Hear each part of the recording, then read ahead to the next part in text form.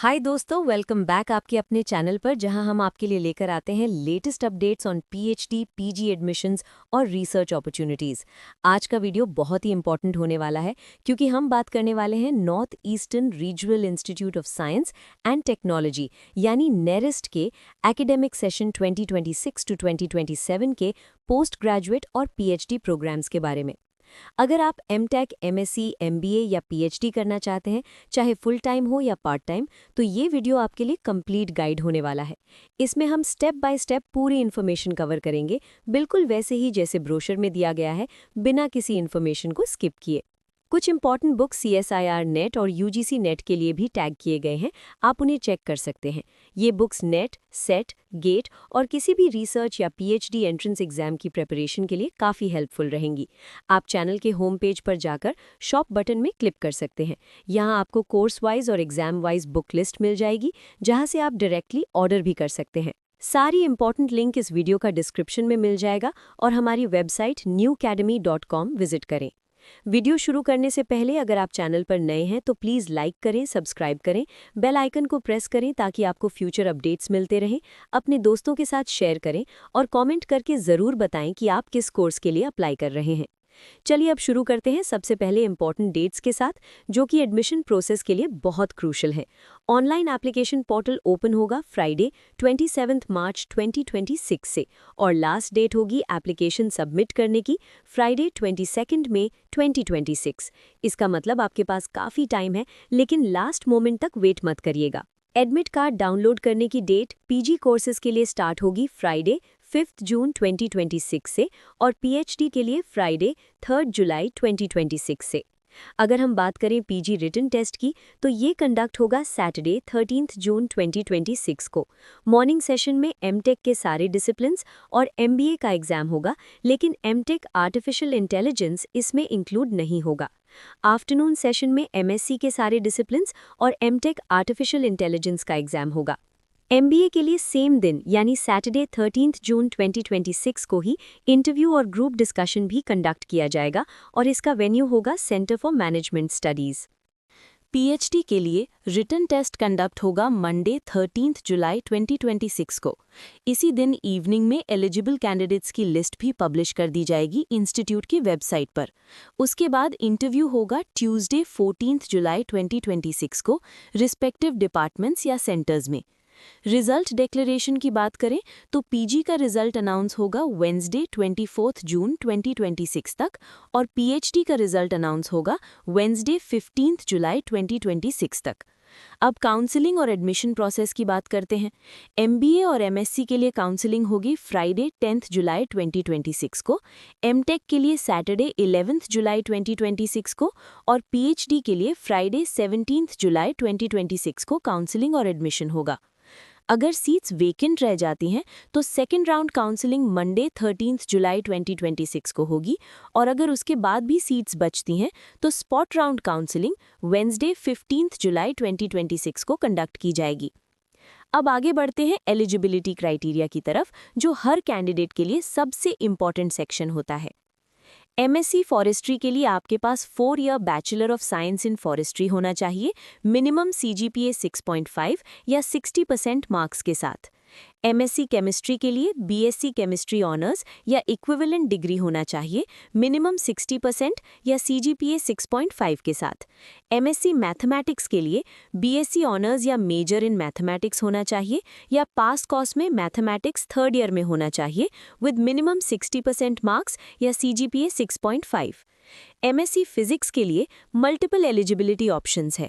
आप BSc physics honours के साथ अप्लाई कर सकते हैं या बीएससी जनरल या इलेक्ट्रॉनिक्स के साथ जिसमें फिजिक्स सब्जेक्ट हो, या फिर किसी भी साइंस या इंजीनियरिंग ब्रांच से अंडर ग्रेजुएट डिग्री जिसमें फिजिक्स और मैथमेटिक्स सब्जेक्ट्स हों। हर केस में मिनिमम 60% या सीजीपीए 6.5 रिक्वायर्ड है। एमटेक के लिए बीटेक या बीई या इक्विवेलेंट डिग्री होना चाहिए रेलेवेंट डिसिप्लिन में, मिनिमम 60% या सीजीपीए 6.5 के साथ। MBA के लिए किसी भी डिसिप्लिन में बैचलर्स डिग्री होनी चाहिए जो UGC या AICTE अप्रूव्ड हो और मिनिमम 55% मार्क्स होने चाहिए। PhD के लिए अगर आप इंजीनियरिंग एंड टेक्नोलॉजी बैकग्राउंड से हैं तो मास्टर्स डिग्री में 60% या CGPA 6.5 रिक्वायर्ड है, और अगर आप साइंस, ह्यूमैनिटीज़, सोशल साइंसेज या मैनेजमेंट बैकग्राउंड से हैं तो मिनिमम 55% मार्क्स रिक्वायर्ड हैं। यहाँ पर कुछ इंपॉर्टेंट रिमार्क्स भी दिए गए हैं। अगर आप जॉब में हैं और मास्टर्स या PhD करना चाहते हैं तो आपको नो ऑब्जेक्शन सर्टिफिकेट यानी NOC सबमिट करना होगा एम्प्लॉयर से। स्पॉन्सरशिप सर्टिफिकेट भी रिक्वायर्ड हो सकता है, जिसमें एम्प्लॉयर ये डिक्लेयर करे कि आपको स्टडी के लिए लीव मिले भी और फीस भी स्पॉन्सर की जाएगी। एक और इम्पॉर्टेंट बात, अगर आपके पास गेट स्कोर नहीं है तो भी आप सेल्फ स्पॉन्सर्ड कैटेगरी में अप्लाई कर सकते हैं, subject to seat availability. Reserved categories के लिए 5% मार्क्स रिलैक्सेशन दिया जाएगा SC, ST और PWD कैंडिडेट्स को, और PG प्रोग्राम्स के लिए NCC B या C सर्टिफिकेट होल्डर्स को भी 5% रिलैक्सेशन मिलेगा, लेकिन एक कैंडिडेट सिर्फ एक ही रिलैक्सेशन ले सकता है। अब आते हैं सबसे इम्पॉर्टेंट सेक्शन पर, यानी हाउ टू अप्लाई। यहाँ आपको बहुत केयरफुली इंस्ट्रक्शंस फॉलो करनी होंगी। कैंडिडेट्स को NEP GET 2026 के लिए अप्लाई करना होगा सिर्फ ऑनलाइन मोड में। आप ऑफिशियल वेबसाइट्स पर जाकर अप्लाई कर सकते हैं, जो है neonline.ac.in या nerist.ac.in। एप्लीकेशन फॉर्म फिल करते वक्त कुछ इंपॉर्टेंट पॉइंट्स ध्यान रखना बहुत ज़रूरी है। आप पूरा फॉर्म एक ही सेशन में फिल कर सकते हैं या फिर पार्शियली फिल करके बाद में कंप्लीट कर सकते हैं, लेकिन लास्ट डेट के अंदर ही सबमिट करना होगा। फाइनल सबमिशन से पहले सारी डिटेल्स को अच्छे से चेक करना ज़रूरी है, क्योंकि अगर कोई गलती होती है तो आपकी एप्लीकेशन रिजेक्ट भी हो सकती है। ड्रॉप डाउन मेन्यू सिलेक्ट करते वक्त स्पेशली ध्यान रखें, जैसे कोर्स सिलेक्शन या प्रोग्राम टाइप। गलत सिलेक्शन फ्यूचर में प्रॉब्लम क्रिएट कर सकता है। जो कैंडिडेट्स अभी अपनी क्वालिफाइंग एग्जाम 2026 में दे रहे हैं वो भी अप्लाई कर सकते हैं, लेकिन काउंसलिंग के टाइम उन्हें अपने मार्कशीट या पास सर्टिफिकेट प्रोड्यूस करना होगा। एप्लीकेशन फ़ी की बात करें तो सभी कैंडिडेट्स के लिए एक नॉन रिफंडेबल और नॉन ट्रांसफरेबल फ़ी है ₹1500 only plus bank transaction charges. एक बार फॉर्म सबमिट होने के बाद कोई भी चेंज अलाउ नहीं होगा, इसलिए सबमिशन से पहले वेरीफाई करना बहुत इंपॉर्टेंट है। अब बात करते हैं guidelines for filling online application form की। आपको कुछ चीज़ें पहले से रेडी रखनी होंगी। सबसे पहले एक वैलिड ईमेल आईडी होना चाहिए जिससे आप रजिस्ट्रेशन करेंगे और फ्यूचर कम्युनिकेशन रिसीव करेंगे। साथ ही एक एक्टिव मोबाइल नंबर होना चाहिए जहां पर SMS नोटिफिकेशंस आएंगे।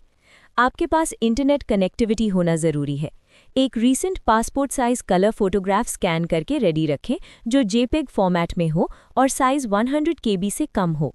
सिग्नेचर भी स्कैन करके अपलोड करना होगा, ब्लू या ब्लैक इंक में, JPEG फॉर्मेट में और साइज 100 KB से कम होना चाहिए। अगर आपके पास नेट, गेट, कैट, मैट या स्लेट का स्कोर कार्ड है तो उसका स्कैन्ड कॉपी भी रेडी रखें, अगेन साइज 100 KB से कम होना चाहिए।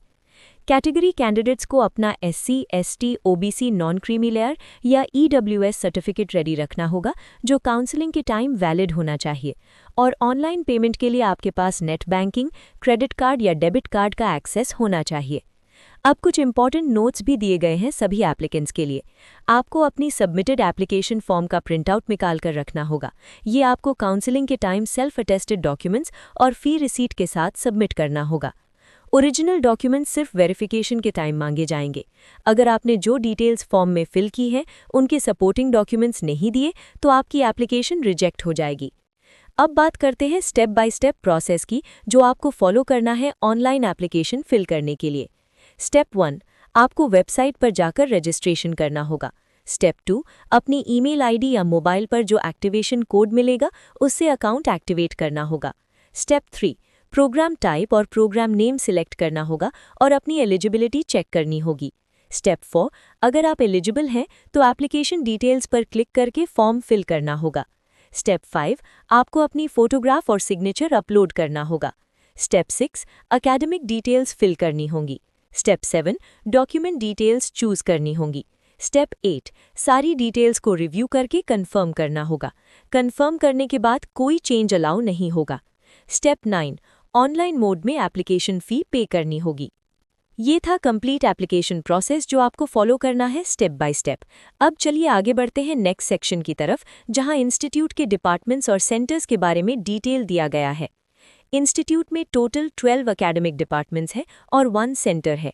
ऑलमोस्ट सभी डिपार्टमेंट्स यूजी, पीजी और पीएचडी प्रोग्राम्स ऑफर करते हैं, except humanities and social sciences और food engineering and technology departments जो सिर्फ पीएचडी प्रोग्राम्स ऑफर करते हैं। सेंटर फॉर मैनेजमेंट स्टडीज़, जिसे सीएमएस कहा जाता है, ये बीबीए, एमबीए और पीएचडी प्रोग्राम्स ऑफर करता है। डिपार्टमेंट्स की लिस्ट में इंक्लूड है agricultural engineering, civil engineering, computer science and engineering, electronics and communication engineering, electrical engineering, food engineering and technology, mechanical engineering, forestry, chemistry, mathematics, physics और humanities and social sciences. और एक centre है centre for management studies.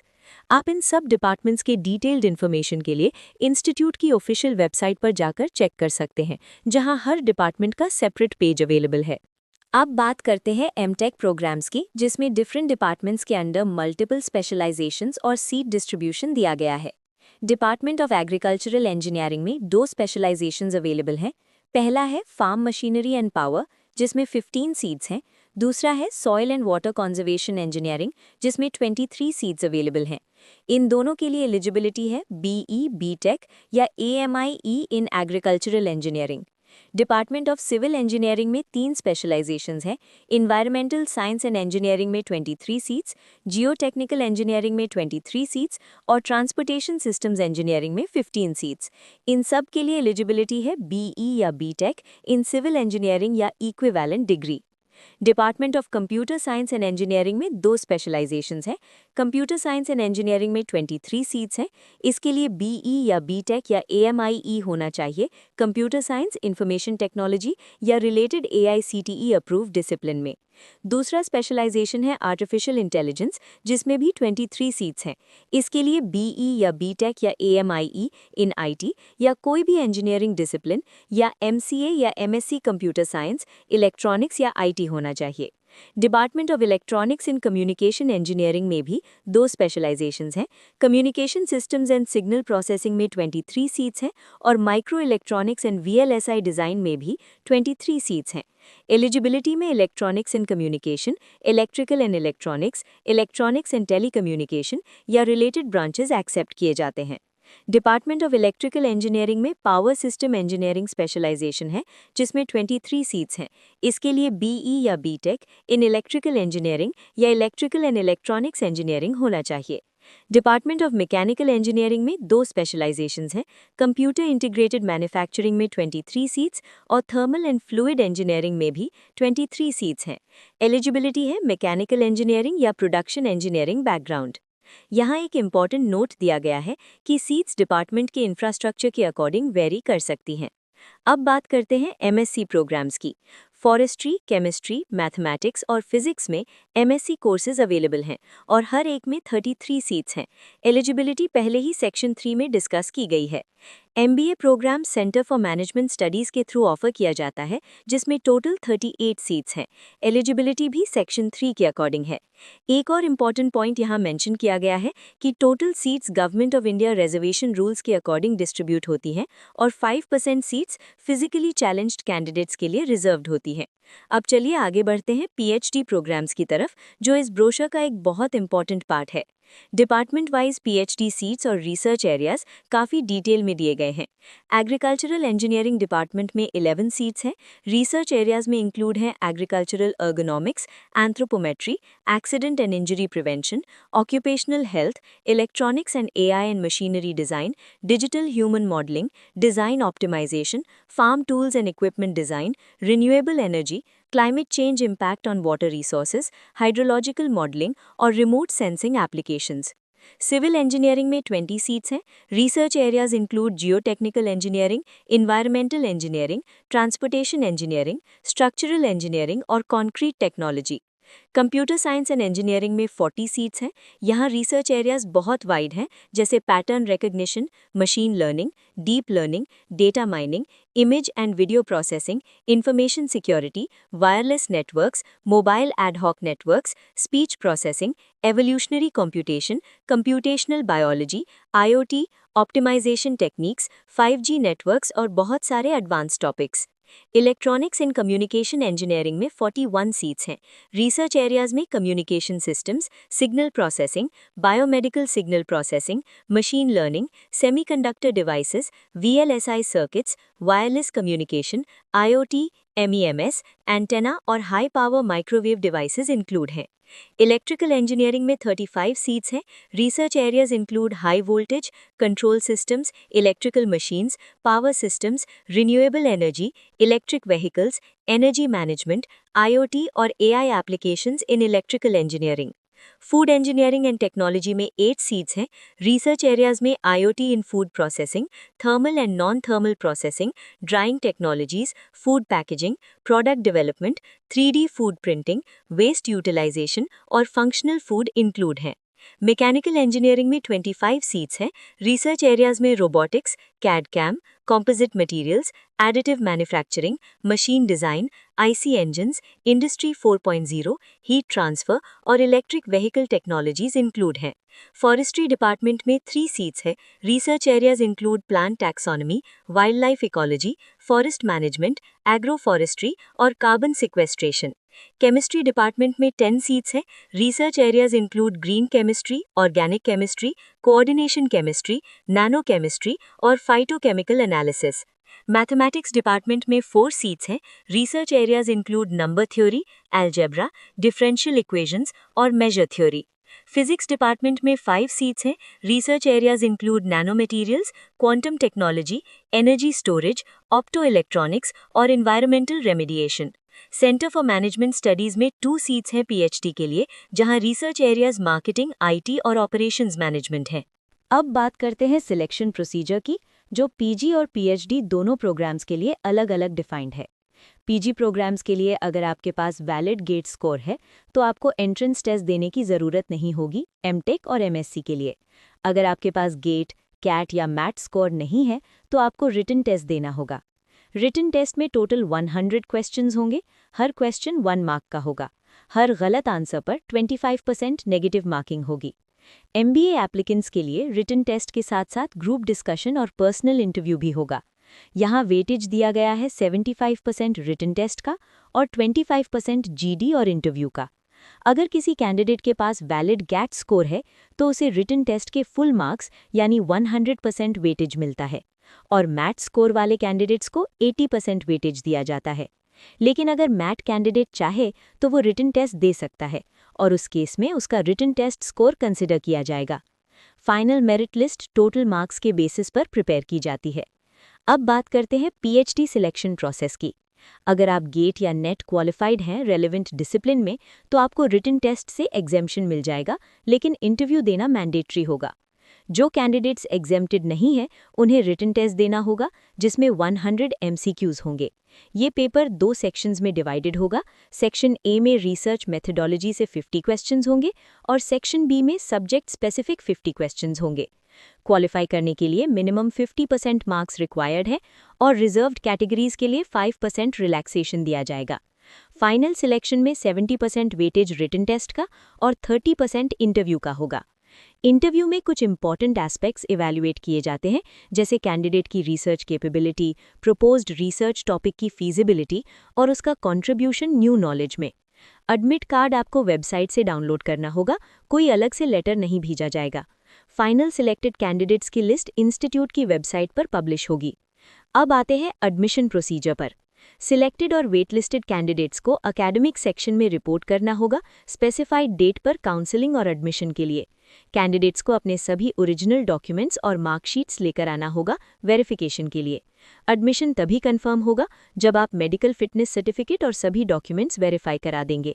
अगर किसी candidate का final result admission के time तक declare नहीं हुआ है तो उसे प्रोविजनल एडमिशन मिल सकता है, लेकिन उस कंडीशन में उसे एग्जाम कंप्लीशन सर्टिफिकेट सबमिट करना होगा। साथ ही एक अंडरटेकिंग देनी होगी कि वो 15 सितंबर 2026 तक रिक्वायर्ड डॉक्यूमेंट सबमिट कर देगा, वरना उसकी एडमिशन कैंसिल हो सकती है। एक इम्पॉर्टेंट नोट यहाँ दिया गया है कि अगर आपने जो रिजर्वेशन कैटेगरी सिलेक्ट की है उसका प्रॉपर प्रूफ नहीं दिया तो आपकी कैंडिडेचर रिजेक्ट हो जाएगी। फीस स्ट्रक्चर के लिए आपको इंस्टीट्यूट की ऑफिशियल वेबसाइट विजिट करनी होगी। अब बात करते हैं एंटी रैगिंग रूल की। इंस्टीट्यूट में रैगिंग कंप्लीटली बैंड है। अगर कोई स्टूडेंट रैगिंग में इन्वॉल्व्ड पाया जाता है तो उसके खिलाफ स्ट्रिक्ट एक्शन लिया जाएगा। स्टूडेंट्स को एंटी रैगिंग अंडरटेकिंग फिल करना होगा amanmovement.org या antiraging.in पर और उसका प्रिंट आउट एडमिशन और हर सेमेस्टर रजिस्ट्रेशन के टाइम सबमिट करना होगा। अब आते हैं स्कॉलरशिप सेक्शन पर। पीजी स्टूडेंट्स के लिए अगर आप गेट क्वालिफाइड हैं और एमटेक प्रोग्राम में एडमिशन लेते हैं तो आप AICTE नॉर्म्स के अकॉर्डिंग स्कॉलरशिप के लिए एलिजिबल होंगे। लेकिन अगर आप कोर्स बीच में छोड़ देते हैं तो आपको पूरी स्कॉलरशिप अमाउंट वापस करनी होगी। Institute second year PG students को 8 to 10 hours teaching load assign कर सकता है अगर वो गेट फेलोशिप ले रहे हैं। स्टूडेंट्स अपने रिस्पेक्टिव स्टेट स्कॉलरशिप्स और नेशनल स्कॉलरशिप पोर्टल के थ्रू भी अप्लाई कर सकते हैं। एक इम्पॉर्टेंट कंडीशन है कि स्टूडेंट को कम से कम 75% क्लासेस अटेंड करनी होंगी, वरना स्कॉलरशिप टर्मिनेट हो सकती है। और एक स्टूडेंट एक टाइम पर मल्टीपल स्कॉलरशिप्स नहीं ले सकता। पीएचडी स्टूडेंट्स के लिए इंस्टीट्यूट फेलोशिप प्रोवाइड करता है फुल टाइम स्कॉलर्स को। साथ ही students NFST, INSPIRE, UGC NET JRF और CSIR नेट JRF जैसे एक्सटर्नल फेलोशिप्स के लिए भी अप्लाई कर सकते हैं। अब बात करते हैं लीव पॉलिसी की। एमटेक और पीएचडी फुल टाइम प्रोग्राम्स में लीव एकेडमिक बायलॉज के अकॉर्डिंग दी जाती है।